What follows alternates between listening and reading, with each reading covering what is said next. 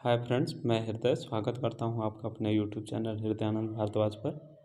आज दोस्तों हम इलेक्ट्रिशियन थ्योरी का एक महत्वपूर्ण टॉपिक बेसिक इलेक्ट्रिसिटी से अति महत्वपूर्ण क्वेश्चन आंसर को सॉल्व करेंगे। इस टॉपिक से हम 150 प्लस एमसीक्यू को लिए हैं। तो आप किसी भी प्रकार का प्रतियोगिता परीक्षा की तैयारी कर रहे हैं तो इस टॉपिक से इससे बाहर कोई भी क्वेश्चन पूछने वाले नहीं है। तो शानदार तरीक़े से सभी क्वेश्चन को हम सॉल्व कराएंगे।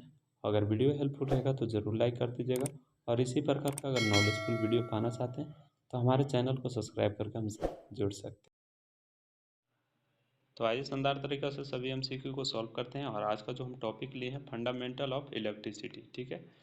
तो बेहद ही महत्वपूर्ण टॉपिक है और इस टॉपिक से करीब हम 150 प्लस एमसीक्यू को सॉल्व कराएंगे। और हमारा जो सीरीज रहेगा उसमें 25 से 30 क्वेश्चन होंगे, ठीक है। तो 25 से 30 क्वेश्चन होंगे तो 6 से 7 वीडियो में हम सारे एमसीक्यू को कवर कर लेंगे। तो आइए शानदार तरीक़ा से सॉल्व करते हैं, सुपर फास्ट तरीक़ा से सॉल्व कराएंगे। वीडियो को हम लंबा नहीं करेंगे, जो भी इंपॉर्टेंट पॉइंट होगी उसको फास्ट तरीक़ा से रिवीजन करते हुए चलेंगे, ठीक है। तो आइए देख लेते हैं क्वेश्चन नंबर 1 में क्या पूछा गया है। क्वेश्चन नंबर 1 में पूछा गया है तांबे के परमाणु में कितने इलेक्ट्रॉन होते हैं। तो बेहद महत्वपूर्ण क्वेश्चन है। इसके भी 4 ऑप्शन दिए हुए हैं। पहला ऑप्शन है 29, दूसरा ऑप्शन है 39, तीसरा ऑप्शन है 49 और चौथा ऑप्शन है 59। तो ये 4 ऑप्शन में से जब राइट ऑप्शन चूज कीजिएगा तो कॉपर का जो परमाणु में इलेक्ट्रॉन की संख्या होती है वो 29 होती है। तो राइट ऑप्शन हम यहाँ पर ए के साथ चूज करेंगे, ठीक है। कॉपर को हम Cu से डिनोट करते हैं, इसे आप ध्यान में रखिएगा। और इसका गलनांक जो होता है 1083 डिग्री सेल्सियस होता है, ये भी ध्यान में रखिएगा। और चांदी के बाद यह सबसे बड़ा दूसरा चालक होता है। और इसका इलेक्ट्रॉनिक विन्यास भी ध्यान में रखिएगा, 2, 8, 18 और 1 होता है। 8, 2, 10 और 18, 10, 28 और 1, 29। कभी कभी इसका बाहरी कक्ष में एक इलेक्ट्रॉन दे देता है, तो इसे भी आप ध्यान में रखिएगा। इसका इलेक्ट्रॉनिक विन्यास भी बेहद महत्वपूर्ण है। इसका उपयोग हम वायरिंग में, वाइंडिंग में, अर्थिंग प्लेट में या विद्युत सहायक सामग्री बनाने में उपयोग करते हैं। तो राइट ऑप्शन हम यहाँ पर पहला का ए के साथ चूज किए, ठीक है। तो आइए नेक्स्ट देख लेते हैं क्वेश्चन नंबर अब 2, जो कि बेहद महत्वपूर्ण है। क्वेश्चन नंबर 2 में पूछा गया है किसी चालक के अनुप्रस्थ काट से हो करके 1 सेकंड में 1 एम्पीयर धारा प्रवाहित होने पर कितना इलेक्ट्रॉन का प्रवाहित होगा।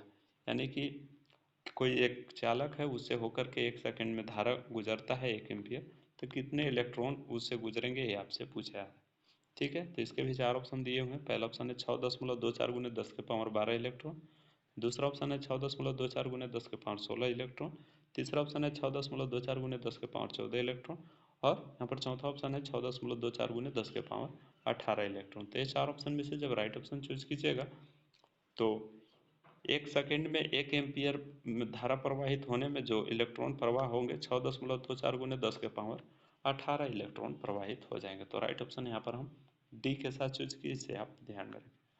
आइए नेक्स्ट देख लेते हैं क्वेश्चन नंबर 3, जो कि बेहद महत्वपूर्ण है। क्वेश्चन नंबर 3 में पूछा गया है 1 जूल प्रति सेकेंड डॉट डॉट किसके बराबर होता है। तो इसके भी 4 ऑप्शन दिए हुए हैं। पहला ऑप्शन है 1 वोल्ट के बराबर, दूसरा ऑप्शन है 1 एम्पियर के बराबर, तीसरा ऑप्शन है 1 वाट के बराबर और चौथा ऑप्शन है 1 ओम के बराबर। तो ये 4 ऑप्शन में से जब राइट ऑप्शन चूज कीजिएगा तो तीसरा का राइट ऑप्शन सी के साथ चला जाएगा। 1 जूल प्रति सेकेंड जो होता है 1 वाट के बराबर होता है। अगर आपसे 1 वोल्ट बराबर पूछ देगा तो क्या होगा, 1 वोल्ट बराबर जो होता है 1 जूल प्रति कूलम्ब होता है। तो इसे भी आप ध्यान में रखिएगा, कभी कभी 1 वोल्ट भी पूछ देता है, ठीक है। तो यहाँ पर हम तीसरा का राइट ऑप्शन सी के साथ चूज किए। आइए नेक्स्ट देख लेते हैं क्वेश्चन नंबर 4, जो कि बेहद महत्वपूर्ण है। क्वेश्चन नंबर 4 में पूछा गया है अंतर्राष्ट्रीय पद्धति में ऊष्मा की इकाई डॉट डॉट व्यक्त किया जाता है। यानी कि अंतर्राष्ट्रीय पद्धति में ऊष्मा की इकाई क्या होती है, ये आपसे पूछा गया। तो इसके भी 4 ऑप्शन दिए हुए हैं। पहला ऑप्शन है कैलोरी, दूसरा ऑप्शन है सेंटीग्रेड, तीसरा ऑप्शन है जूल और चौथा ऑप्शन है सेल्सियस। तो ये 4 ऑप्शन में से जब राइट ऑप्शन चूज कर लीजिएगा तो ऊष्मा का जो अंतर्राष्ट्रीय इकाई होती है उसको हम जूल में व्यक्त करते हैं। तो राइट ऑप्शन यहाँ पर हम चौथा का सी के साथ चूज किए, ठीक है। तो आइए नेक्स्ट देख लेते हैं क्वेश्चन नंबर 5, जो कि बेहद महत्वपूर्ण है। क्वेश्चन नंबर 5 में पूछा गया शक्ति की इकाई क्या होती है, ठीक है। तो इसके भी 4 ऑप्शन दिए हुए हैं। पहला ऑप्शन है किलो वोल्ट होता है, दूसरा ऑप्शन है वाट घंटा होता है, तीसरा ऑप्शन है किलो वाट होता है और चौथा ऑप्शन है किलो वाट घंटा होता है। तो ये 4 ऑप्शन में से जब राइट ऑप्शन चूज कीजिएगा तो पावर का जो यूनिट होता है किलो वाट होता है। तो राइट ऑप्शन यहाँ पर हम सी के साथ चूज करेंगे, इसे आप ध्यान में रखिएगा, ठीक है। तो आइए नेक्स्ट क्वेश्चन देख लेते हैं 6, जो कि बेहद महत्वपूर्ण है। क्वेश्चन नंबर 6 में पूछा गया है कॉपर चालक की प्रतिरोधकता मान क्या होता है। प्रतिरोधकता को हम विशिष्ट प्रतिरोध के नाम से भी जानते हैं, तो इससे कंफ्यूज नहीं होना है, ठीक है।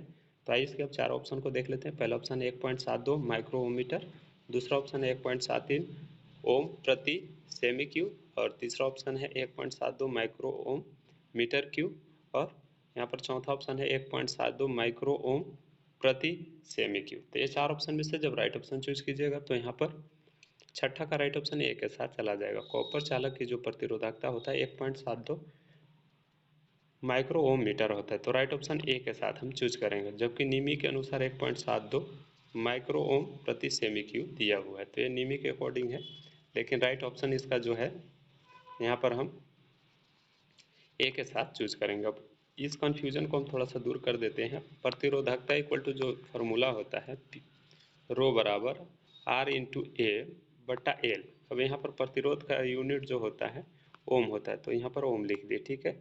और एरिया का होता है मीटर स्क्वायर, तो यहाँ पर इंटू मीटर स्क्वायर कर दिया। और लंबाई को मीटर में मेजर करते हैं, तो 1 मीटर से 1 मीटर कैंसिल, तो यहाँ बचेगा ओम और यहाँ का 1 मीटर बचेगा, तो ओम मीटर इसका यूनिट आ गया। आप यहाँ पर से भी कंफ्यूजन को दूर कर सकते हैं। तो राइट ऑप्शन यहाँ पर हम ए के साथ चूज किए और निमी के अकॉर्डिंग यहाँ पर डी दिया हुआ है, ठीक है। तो इसे आप देख लीजिएगा, ठीक है।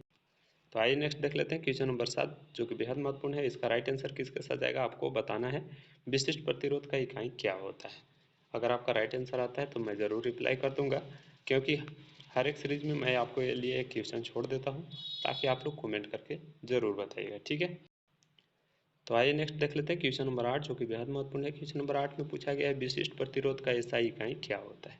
तो अभी हम ऊपर में इसके बारे में आपको बताए फॉर्मूला के द्वारा, अगर आप उसे ध्यान दिए होंगे तो राइट ऑप्शन समझ गए होंगे। पहला ऑप्शन है ओम प्रति सेमी, दूसरा ऑप्शन है ओम मीटर, तीसरा ऑप्शन है माइक्रो ओम प्रति सेमी और चौथा ऑप्शन है ओम प्रति मीटर। तो ये चार ऑप्शन में से जब राइट ऑप्शन चूज कीजिएगा तो आठवां का राइट ऑप्शन बी के साथ चला जाएगा। बेहद महत्वपूर्ण क्वेश्चन है, इसे आप ध्यान में रखिएगा, ठीक है। तो आइए नेक्स्ट देख लेते हैं क्वेश्चन नंबर 9, जो कि बेहद महत्वपूर्ण है। क्वेश्चन नंबर 9 में पूछा गया है कौन सी विद्युतीय युक्ति मध्यम प्रतिरोध का उदाहरण है। तो इसके भी चार ऑप्शन दिए हुए हैं। पहला ऑप्शन है शंट प्रतिरोध, दूसरा ऑप्शन है हीटर प्रतिरोध, तीसरा ऑप्शन है संपर्क प्रतिरोध और चौथा ऑप्शन है आर्मेचर वाइंडिंग प्रतिरोध। तो ये चार ऑप्शन में से जब राइट ऑप्शन चूज कीजिएगा तो नवा का राइट ऑप्शन बी के साथ चला जाएगा। हीटर प्रतिरोध जो है मध्यम प्रतिरोध के उदाहरण होती है, तो राइट ऑप्शन यहाँ पर हम नवा का बी के साथ चूज किए। आइए नेक्स्ट देख लेते हैं क्वेश्चन नंबर 10, जो कि बेहद महत्वपूर्ण है। क्वेश्चन नंबर 10 में पूछा गया है विद्युत ऊर्जा का व्यावसायिक इकाई क्या होती है। तो इसके भी चार ऑप्शन दिए हुए हैं। पहला ऑप्शन है मेगावाट घंटा, दूसरा ऑप्शन है किलोवाट घंटा, तीसरा ऑप्शन है वाट घंटा और चौथा ऑप्शन है वाट सेकंड। तो ये चार ऑप्शन में से जब राइट ऑप्शन चूज कीजिएगा तो विद्युत ऊर्जा का व्यावसायिक इकाई जो होती है किलोवाट घंटा होती है। तो राइट ऑप्शन यहाँ पर हम 10वां का बी के साथ चूज किए, इसे आप ध्यान में रखिएगा। तो आइए नेक्स्ट देख लेते हैं क्वेश्चन नंबर 11, जो कि बेहद महत्वपूर्ण है। क्वेश्चन नंबर 11 में पूछा गया है प्रति डिग्री सेंटीग्रेड तापमान में वृद्धि से प्रतिरोध के प्रति ओम में वृद्धि डॉट डॉट है।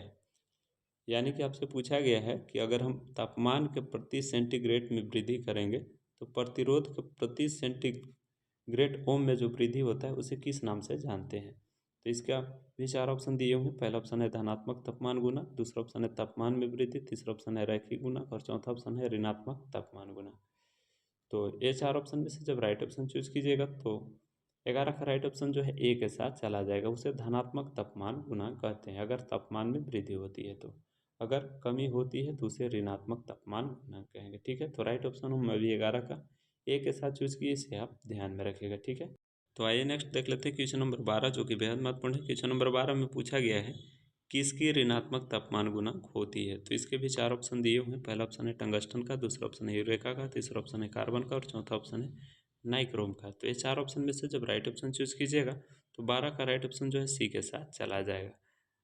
कार्बन जो होती है उसकी ऋणात्मक तापमान गुणांक होती है, यानी कि यह जो होती है एनटीसी के अंतर्गत आता है, इसे आप ध्यान में रखिएगा।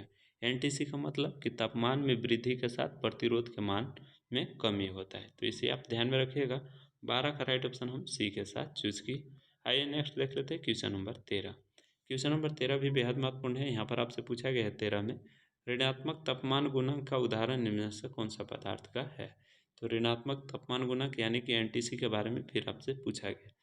तो पहला ऑप्शन है कॉपर, दूसरा ऑप्शन है नाइक्रोम, तीसरा ऑप्शन है एल्युमिनियम और चौथा ऑप्शन है माइका। तो ये चार ऑप्शन में से जब राइट ऑप्शन चूज कीजिएगा तो हम जानते हैं माइका यानी कि अवरक जो होती है वह एनटीसी के अंतर्गत आती है। तो राइट ऑप्शन यहाँ पर हम 13 का डी के साथ चूज करेंगे। बाकी कॉपर, एल्युमिनियम और नाइक्रोम यह पीटीसी के अंतर्गत आता है, ठीक है। तो आइए नेक्स्ट देख लेते हैं क्वेश्चन नंबर 14, जो कि बेहद महत्वपूर्ण है। क्वेश्चन नंबर 14 में पूछा गया है प्रति डिग्री सेंटीग्रेड से प्रतिरोध में प्रति ओम परिवर्तन डॉट डॉट कहलाता है। तो इसके भी चार ऑप्शन दिए हुए हैं। पहला ऑप्शन है यहाँ पर विशिष्ट प्रतिरोध कहलाता है, दूसरा ऑप्शन है प्रतिरोध का नियम कहलाता है, तीसरा ऑप्शन है ऊष्मा का यांत्रिक तुल्यांक कहलाता है और चौथा ऑप्शन है प्रतिरोध का तापमान गुणांक कहलाता है। तो ये चार ऑप्शन में से जब राइट ऑप्शन चूज कीजिएगा तो 14 का राइट ऑप्शन डी के साथ चला जाएगा। अभी हम आपको इसके बारे में ऊपर में ही बताए थे कि प्रति डिग्री सेंटीग्रेड से अगर प्रतिरोध में प्रति ओम परिवर्तन होता है उसे हम प्रतिरोध का तापमान गुणांक कहते हैं। तो राइट ऑप्शन 14 का हम डी के साथ चूज किए। ठीक है, आइए नेक्स्ट देख लेते हैं क्वेश्चन नंबर 15, जो कि बेहद महत्वपूर्ण है। क्वेश्चन नंबर 15 में पूछा गया है ओम के नियम के कथन के अनुसार परिपथ में धारा डॉट डॉट किसके समानुपाती होता है। तो पहला ऑप्शन है वोल्टेज का, दूसरा ऑप्शन है प्रतिरोध का, तीसरा ऑप्शन है तापमान का और चौथा ऑप्शन है विशिष्ट प्रतिरोध का। तो ओम के नियम के अनुसार जो हमको धारा जो होता है वो किसके समानुपाती होता है, वोल्टेज के समानुपाती होता है। तो राइट ऑप्शन यहाँ पर वोल्टेज जो है ए ऑप्शन है, इसलिए इसे हम ए के साथ चूज करेंगे, इसे आप ध्यान में रखिएगा। तो आइए नेक्स्ट देख लेते हैं क्वेश्चन नंबर 16, जो कि बेहद महत्वपूर्ण है। क्वेश्चन नंबर 16 में पूछा गया है कौन सा नियम बतलाता है कि किसी बंद परिपथ में धारा वोल्टेज तथा प्रतिरोध अचर ताप पर होता है। तो इसके भी चार ऑप्शन दिए हुए हैं। पहला ऑप्शन है किरचॉफ का धारा का नियम, दूसरा ऑप्शन है ओम का नियम, बाकी ऑप्शन यहाँ पर आपको नीचे मिल जाएंगे जैसा कि देख पा रहे हैं यहाँ पर। तीसरा ऑप्शन है यहाँ पर किरचॉफ का वोल्टेज नियम और चौथा ऑप्शन है प्रतिरोध का नियम। तो ये चार ऑप्शन में से जब राइट ऑप्शन चूज कीजिएगा तो यहाँ पर 16 का राइट ऑप्शन जो है बी के साथ चला जाएगा।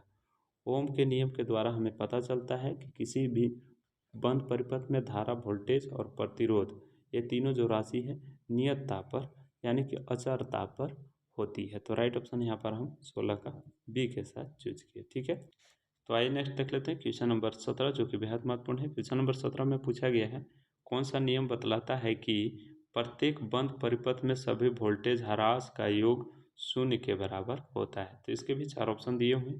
पहला ऑप्शन है ओम का नियम से, दूसरा ऑप्शन है किरचॉफ का प्रथम नियम से, तीसरा ऑप्शन है किरचॉफ का द्वितीय नियम से और चौथा ऑप्शन है कूलॉम के नियम से। तो ये चार ऑप्शन में से जब राइट ऑप्शन चूज कीजिएगा तो आप सभी लोग जानते हैं कि 17 का राइट ऑप्शन जो है सी के साथ चला जाएगा, किरचॉफ के द्वितीय नियम से। किरचॉफ के द्वितीय नियम को हम केवीएल के नियम से भी जानते हैं, किरचॉफ वोल्टेज लॉ के नाम से। ठीक है, इसे हम मैश के नियम भी कहते हैं और यह जो होता है ऊर्जा संरक्षण के सिद्धांत पर कार्य करता है। तो राइट ऑप्शन यहाँ पर हम 17 का सी के साथ चूज किया। ठीक है, आइए नेक्स्ट देख लेते हैं क्वेश्चन नंबर 18 में पूछा गया है किसी विद्युत नेटवर्क में प्रत्येक जंक्शन पर आने वाली धारा का योग जाने वाली धाराओं के बीच गणितीय योग के बराबर होता है। यह कौन सा नियम के द्वारा पता चलता है। तो बाकी ऑप्शन पढ़ने की ज़रूरत नहीं है, राइट ऑप्शन हम डायरेक्ट डी के साथ चूज करेंगे। बेहद आसान क्वेश्चन है, इसे आप जानते होंगे। ठीक है, इसे हम केसीएल के नियम से भी जानते हैं, केसीएल किरचॉफ करंट लॉ, या इसे पॉइंट का भी नियम कहा जाता है और यह जो होती है आवेश संरक्षण के सिद्धांत पर कार्य करती है। इसे आप ध्यान में रखिएगा। 18 का राइट ऑप्शन हम डी के साथ चूज किए। आइए नेक्स्ट देख लेते हैं क्वेश्चन नंबर अब 19 भी बेहद महत्वपूर्ण है। यहाँ पर आपसे 19 में पूछा गया है कौन सा नियम बतलाता है किसी जंक्शन पर मिलने वाली धाराओं का बीजगणितीय योग शून्य के बराबर होता है। तो ये भी राइट ऑप्शन डायरेक्ट हम यहाँ पर किरचॉफ का प्रथम नियम जो है बी ऑप्शन में, इसको हम चूज कर लेंगे। बेहद आसान क्वेश्चन है, एक ही क्वेश्चन को घुमा करके इधर उधर थोड़ा सा दे देता है तो आपको कंफ्यूज नहीं होना है। तो राइट ऑप्शन यहाँ पर हम 19 का भी बी के साथ चूज किए। ठीक है, तो आइए हम नेक्स्ट देख लेते हैं क्वेश्चन नंबर 20, जो कि बेहद महत्वपूर्ण है। क्वेश्चन नंबर 20 में पूछा गया है जब चालक से धारा प्रवाहित होती है तो वह गर्म होता है, यह प्रभाव कौन सा प्रभाव कहलाता है। तो पहला ऑप्शन है यहाँ पर चुंबकीय प्रभाव, दूसरा ऑप्शन है ऊष्मीय प्रभाव, तीसरा ऑप्शन है रासायनिक प्रभाव और चौथा ऑप्शन है स्थिर वैद्युत प्रभाव। तो ये चार ऑप्शन में से जब राइट ऑप्शन चूज कीजिएगा तो 20 का राइट ऑप्शन जो है यहाँ पर ऊष्मीय प्रभाव राइट ऑप्शन बी के साथ चला जाएगा। इसके ऊपर ऑलरेडी हम वीडियो बना दिए हैं। विद्युत धारा के मुख्यतः तीन प्रभाव कौन कौन से हैं, तो चुंबकीय प्रभाव है, ऊष्मीय प्रभाव है, रासायनिक प्रभाव। इसके ऊपर एक छोटा सा वीडियो दिया गया है, इसी वीडियो के डिस्क्रिप्शन बॉक्स में उसका लिंक है, आप ज़रूर देख लीजिएगा, कई सारे आपको डाउट क्लियर हो जाएंगे। तो राइट ऑप्शन हम 20 का बी के साथ चूज किए। तो आइए नेक्स्ट देख लेते हैं क्वेश्चन नंबर 21, जो कि बेहद महत्वपूर्ण है और यह क्वेश्चन देखने में आपको बहुत बड़ा लग रहा होगा लेकिन है बहुत सिंपल क्वेश्चन। ठीक है, आइए देख लेते हैं क्या पूछा गया है 21 में पूछा गया आई नियम के अनुसार वोल्टेज के स्तर के आधार पर विद्युतीय उपकरण या लाइन में सावधानी का नोटिस प्रदर्शित करना है। ठीक है, वोल्टेज का स्तर जो है 650 वोल्ट से 33 किलो वोल्ट के बीच संचालित हो रही लाइन पर आप किस प्रकार के नोटिस प्रदर्शित करेंगे। ठीक है, तो इसके भी 4 ऑप्शन दिए हुए हैं। पहला ऑप्शन है यहाँ पर सावधान मध्यम वोल्टेज, दूसरा ऑप्शन है सावधान हाई वोल्टेज, तीसरा ऑप्शन है सावधान अतिरिक्त वोल्टेज और चौथा ऑप्शन है सावधान बहुत ऊंच वोल्टेज। तो ये 4 ऑप्शन में से जब राइट ऑप्शन चूज कीजिएगा तो 650 वोल्ट से 33 किलो वोल्ट के लिए जो हम साइन का यूज करेंगे सावधान मध्यम वोल्टेज, यानी कि राइट ऑप्शन ए के साथ चूज करेंगे। यह जो आकृति होगी त्रिभुजाकार होती है डेंजर वाला, आप इसके बारे में भली भांति परिचित होंगे। ठीक है, तो 21 का राइट ऑप्शन अभी हम ए के साथ चूज किए। आइए नेक्स्ट देख लेते हैं क्वेश्चन नंबर 22, अब जो कि बेहद महत्वपूर्ण है। क्वेश्चन नंबर 22 में पूछा गया है किसी थर्मल पावर स्टेशन में होने वाली ऊर्जा का रूपांतरण डॉट डॉट है, यानी कि जो थर्मल पावर स्टेशन होता है वह कौन सा ऊर्जा का रूपांतरण करता है, ये आपसे पूछा गया है। ठीक है, तो आइए देख लेते हैं। पहला ऑप्शन है ऊष्मा ऊर्जा को विद्युत ऊर्जा में बदलता है, दूसरा ऑप्शन है प्रकाश ऊर्जा को विद्युतीय ऊर्जा में बदलता है, ऊपर चलेंगे यहाँ पर दिए हुए जैसा कि देख पा रहे हैं, और तीसरा ऑप्शन है जल ऊर्जा को विद्युतीय ऊर्जा में बदलता है और चौथा ऑप्शन है सौर ऊर्जा से विद्युतीय ऊर्जा में बदलता है। तो ये 4 ऑप्शन में से जब राइट ऑप्शन चूज कीजिएगा तो हम जानते हैं कि थर्मल जो पावर प्लांट होती है वह ऊष्मीय ऊर्जा को विद्युत ऊर्जा में बदलती है। तो राइट ऑप्शन में यहाँ पर 22 का ए के साथ चूज करेंगे जो कि ये ऑप्शन में था। तो आइए नेक्स्ट देख लेते हैं क्वेश्चन नंबर 23 जो कि बेहद महत्वपूर्ण है। क्वेश्चन नंबर 23 में पूछा गया यदि धारा एवं वोल्टेज का मान ज्ञात हो तो शक्ति ज्ञात करने के लिए किस सूत्र का उपयोग करेंगे। ठीक है, तो इसके भी 4 ऑप्शन दिए हुए हैं। पहला ऑप्शन है V इंटू आई, दूसरा ऑप्शन है V स्क्वायर बटा आई, तीसरा ऑप्शन है V स्क्वायर इंटू आई और चौथा ऑप्शन है V इंटू आई स्क्वायर। तो ये 4 ऑप्शन में से जब राइट ऑप्शन चूज कीजिएगा तो P बराबर जो फॉर्मूला का यूज करते हैं V इंटू आई, तो V इंटू आई कौन सा ऑप्शन में, राइट ऑप्शन ए में, इसलिए ए के साथ हम चूज करेंगे। इसके अलावा P ज्ञात करने का और 2 फार्मूला होते हैं, यहाँ पे इसे भी ध्यान में रखिएगा। P बराबर एक होता है जो फार्मूला V स्क्वायर बटा आर होता है, और एक और फार्मूला होता है P बराबर आई स्क्वायर इंटू आर। तो यहाँ पर ये 3 फार्मूला आप ध्यान में रखिएगा। इस तीनों फार्मूला के द्वारा हम P यानी कि पावर निकाल सकते हैं, तो आगे भी इसका हम यूज करेंगे, इसे आप ध्यान में रखिएगा। ठीक है, तो यहाँ पर 23 का राइट ऑप्शन ए के साथ चूज किया है। आइए नेक्स्ट देख लेते हैं क्वेश्चन नंबर 24 जो कि बेहद महत्वपूर्ण है। 24 में पूछा गया किसी विद्युतीय परिपथ में कार्य या ऊर्जा का आकलन कैसे किया जाता है। तो इसके भी 4 ऑप्शन दिए गए हैं। पहला ऑप्शन है W बराबर V इंटू सी, दूसरा ऑप्शन है W बराबर I into R into C, तीसरा ऑप्शन है यहाँ पर W बराबर V into I into E और चौथा ऑप्शन है W बराबर I square into R into T. तो यहाँ पर राइट ऑप्शन आप सभी लोग जानते हैं W बराबर जो होगा I square R T, right option D के साथ चला जाएगा। ठीक है, तो आइए नेक्स्ट देख लेते हैं क्वेश्चन नंबर 25 जो कि बेहद महत्वपूर्ण है। 25 में पूछा गया है वोल्ट मीटर अमीटर एवं स्टॉप वॉच में ऊर्जा का जब आंकलन करना रहता है तो वह कौन सा विधि का हम उपयोग करते हैं। तो इसके भी 4 ऑप्शन दिए गए हैं, और ये 4 ऑप्शन में से जब राइट ऑप्शन चूज कीजिएगा तो हम 25 का राइट ऑप्शन ए के साथ चूज करेंगे। KWH बराबर V into I into T बटा 1000 गुने 60, राइट ऑप्शन है यहाँ पर 25 का ए के साथ चूज करेंगे। ठीक है, तो आइए नेक्स्ट देख लेते हैं क्वेश्चन नंबर 26 जो कि बेहद महत्वपूर्ण है और बेहद आसान यह क्वेश्चन है, और यह छोटा सा न्यूमेरिकल है 2-3, इसको शानदार तरीके से अभी हम सॉल्व करेंगे। ठीक है, आइए देख लेते हैं क्या पूछा गया। 26 में पूछा गया एक 100 ओम के प्रतिरोध वाले एक उपकरण 2 एम्पियर लेता है, तो उस उपकरण द्वारा ली गई शक्ति क्या होगा, यानी कि P क्या होगा। तो P आपको ज्ञात करने के लिए अभी हम आपको ऊपर में बताए थे P बराबर आई स्क्वायर इंटू आर। अब आई स्क्वायर इंटू आर का क्यों यूज करेंगे, क्योंकि यहाँ पर आई का मान 2 एम्पियर और आर का मान 100 एम्पियर दिया हुआ है। तो ये फार्मूला पर आसानी से सॉल्व कर लीजिएगा। आई का वैल्यू 2 दिया हुआ है तो 2 का स्क्वायर करेंगे 4, और आर का वैल्यू 100 ओम है और 100 से इसको गुना करा दीजिए, तो 100 गुने 4 कीजिएगा तो 400 वाट आ जाएगा इसका पी का वैल्यू। इसे आप ध्यान में रखिएगा। 26 का राइट ऑप्शन ए के साथ चूज करेंगे, बाकी ऑप्शन आपको देखने की ज़रूरत नहीं है। ठीक है, तो आइए नेक्स्ट क्वेश्चन देख लेते हैं 27 जो कि बेहद महत्वपूर्ण है। क्वेश्चन नंबर 27 में पूछा गया है किसी 1000 वाट के हीटर का 240 वोल्ट के एसी सप्लाई से जोड़ा जाता है, तो हीटर द्वारा ली गई धारा का मान क्या होगा। तो हम ऑप्शन नहीं देखेंगे, डायरेक्ट इसे सॉल्व करेंगे।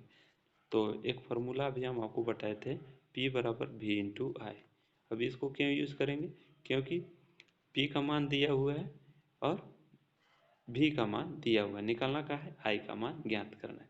तो आई बराबर क्या हो जाएगा, यहाँ पर पी बटा भी है। पी का वैल्यू कितना दिया हुआ, पावर जो है 1000 वाट दिया हुआ है और वोल्टेज जो है 240 है। और इसे भाग जब दे दीजिएगा तो राइट ऑप्शन सी के साथ चला जाएगा। कैलकुलेट करके देख लीजिएगा, 4.160 एम्पियर राइट ऑप्शन सी के साथ चला जाएगा। बेहद आसान क्वेश्चन है, इसीलिए हम आपको बोले थे ऊपर में कि ये फार्मूला को आप ध्यान में रखिएगा, ठीक है। तो आइए नेक्स्ट देख लेते हैं क्वेश्चन नंबर 8 है, जो कि बेहद महत्वपूर्ण है और यह जो एक न्यूमेरिकल है हीट स्टोन ब्रिज से संबंधित है। तो आइए देख लेते हैं क्या पूछा गया है और यह क्वेश्चन इस वीडियो का आखिरी क्वेश्चन होगी, ठीक है। तो आइए देखते हैं 28 में क्या पूछा गया है कि दिया गया है कि एक हीट स्टोन ब्रिज संतुलित है जिसमें पी का वैल्यू 100 दिया हुआ है और क्यू का वैल्यू 1 किलो ओम दिया हुआ है। 1 किलो ओम को हम कितना लिख सकते हैं, 1000 ओम लिख सकते हैं। तो इसे आप ध्यान में रखिएगा। और यहाँ पर इसका वैल्यू जो दिया हुआ है 120 ओम दिया हुआ है। तो 3 का वैल्यू दिया हुआ है, यहाँ पर आर का वैल्यू ज्ञात करना है, अज्ञात प्रतिरोध यह है, ठीक है। तो हम फार्मूला जानते हैं हीट स्टोन ब्रिज का पी बाई क्यू बटा एस बटा आर। सभी का मान रख दीजिएगा। यहाँ पर पी का मान कितना है, पी का मान 100 है तो यहाँ पर 100 रख देंगे, ठीक है। क्यू का मान कितना दिया हुआ है 1 किलो ओम, तो यहाँ पर 1000 ओम रख देंगे। और एस का वैल्यू कितना दिया हुआ है 120, तो यहाँ पर 120 बना देंगे, ठीक है। और इसको आर से वैल्यू ज्ञात कर लेंगे, इसको हम काट देंगे, 10 बार में चला जाएगा और इसको 10 से गुना कर देंगे तो ये हो जाएगा 120 गुने 10 करेंगे तो 1200, यानी कि 1.2 किलो ओम कौन सा ऑप्शन में, बी ऑप्शन में है। तो राइट ऑप्शन बी के साथ चला गया। बेहद आसान क्वेश्चन है, आप अच्छी तरीके से इसे कैलकुलेट करके मिला लीजिएगा, ठीक है। तो राइट ऑप्शन है यहाँ पर 28 का, हम बी के साथ चूज किया। तो ये आज का वीडियो था। वीडियो कैसा लगा जरूर कमेंट बॉक्स में बताइएगा। इसका नेक्स्ट पार्ट हम जल्द प्रोवाइड करेंगे। तो मिलते हैं फिर नेक्स्ट वीडियो में नई जानकारी के साथ। तब तक के लिए अपना ख्याल रखिए। जय हिंद।